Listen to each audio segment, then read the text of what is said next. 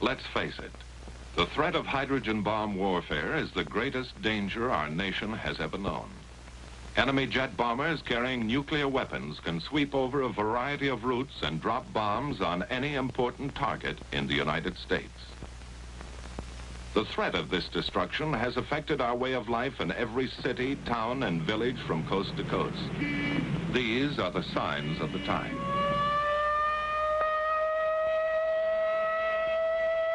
Only in practice now, a rehearsal, a training exercise. But tomorrow, this siren may mean the real thing. And if you hear it, as you drive in your auto, as you sit in your office, or work at your bench, wherever you are, what will you do? What will happen to you? Let's face it, your life, the fate of your community, and the fate of your nation depends on what you do when enemy bombers head for our cities. And that is why civil defense was organized, to teach you how to survive in the thermonuclear age, by taking shelter, or by evacuating your area as directed. Civil defense will teach you how to take care of yourself, your family, and neighbors, how to get official instructions and act according to plan. In time of atomic attack, the usual professional services, police, fire, welfare, hospital, and ambulance, could be bombed out, too busy, or unable to get to you and your family. Civil defense control points would function as the nerve centers for dispatch of organized assistance to disaster areas from outside the target districts. Every preparation is being made to deal with emergency conditions which would be created by enemy attack. To provide for communication with the public during an actual attack, our broadcasting industry and the federal government developed CONELRAD. This system permits the broadcasting of official news and civil defense instructions without helping enemy navigators find our cities by following radio beams. The CONELRAD frequencies are 640 and 1240 on your standard radio dial. A hazard unique to nuclear warfare is radioactive fallout. Unseen, unheard, and odorless, this substance can only be detected with sensitive instruments. Special training is necessary for radiological safety experts. Their duties will be to check radiation levels in both damaged areas and probable fallout areas. When sufficient warning time can be obtained by early detection of approaching enemy aircraft, withdrawal from key target cities or fallout areas may be ordered by local civil defense authority. The instinct of survival is inherent in all of us. And national survival requires that each one of us assume his share of the responsibility. There is work to be done, and each must cooperate. Opportunities for training with the Red Cross and other groups are everywhere. The combined efforts of many trained individuals are needed to make civil defense a forceful reality. This training is invaluable in preparation for enemy attack or the savage fury of nature. Experience in past disasters has proved the value of advanced training and the need for more stockpiling of emergency food supplies, medicines, and other critical items to care for the injured and homeless. However, it was the awesome power of atomic energy as demonstrated in wartime use that brought to sharp focus the new problems concerning human survival and the urgent need for a civil defense program based on facts about the atomic bomb. Opportunities to gain this information came with the study of structures in controlled atomic tests conducted at Eniwetok Atoll in the Central Pacific. The main objective of testing is weapons development to strengthen national security, but also included are scientific experiments for the Atomic Energy Commission, military projects for the Air Force, Army, and Navy, and defense tests for the Federal Civil Defense Administration, primarily concerned with the effects of nuclear weapons on cities, industries, and people. The tremendous effects of heat and blast on modern structures raise important questions concerning their durability and safety. Likewise, the amount of damage done to our industrial potential will have a serious effect upon our ability to recover from an atomic attack. Transportation facilities are vital to a modern city. The nation's lifeblood could be cut if its traffic arteries were severed. These questions are of great interest not only to citizens in metropolitan centers, but also to those in rural areas who may be in a danger zone because of radioactive fallout from today's larger weapons. We could get many of the answers to these questions by constructing a complete city at our Nevada proving ground and then exploding a nuclear bomb over it.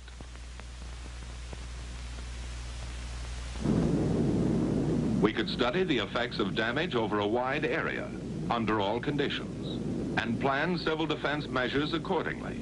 But such a gigantic undertaking is not feasible.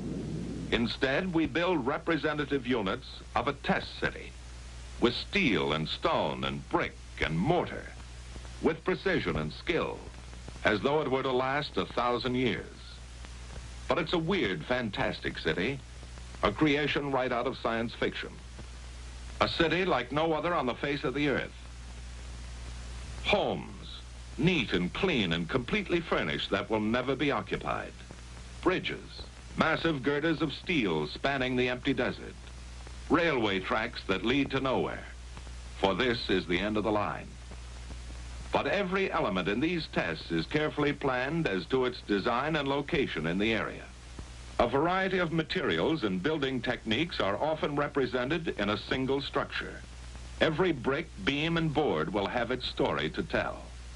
When pieced together, these will give some of the answers and some of the information we need to survive in the nuclear age.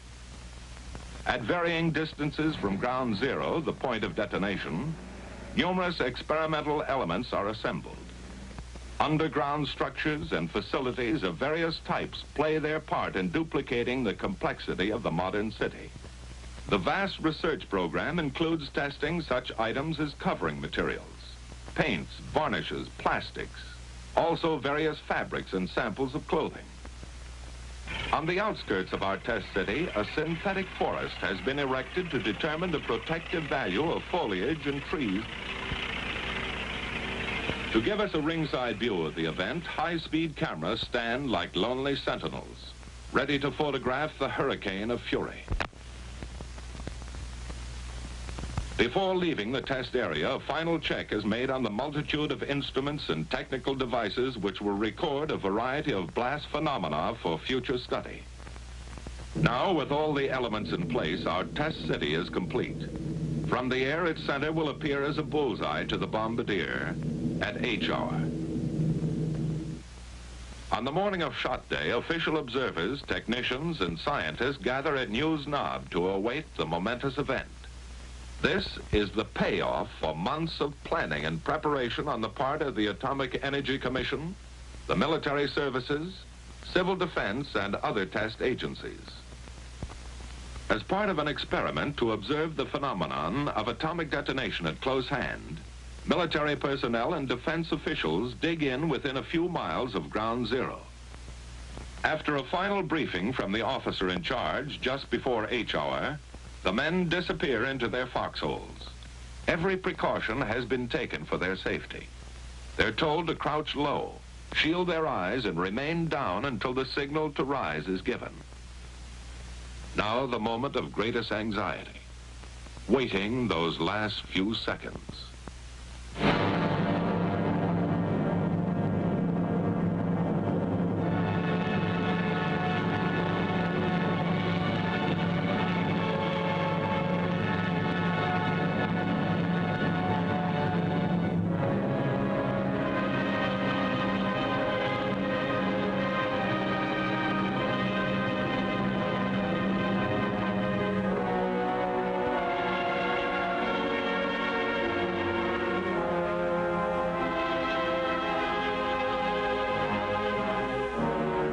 Seconds later, the blast wave reaches the trenches.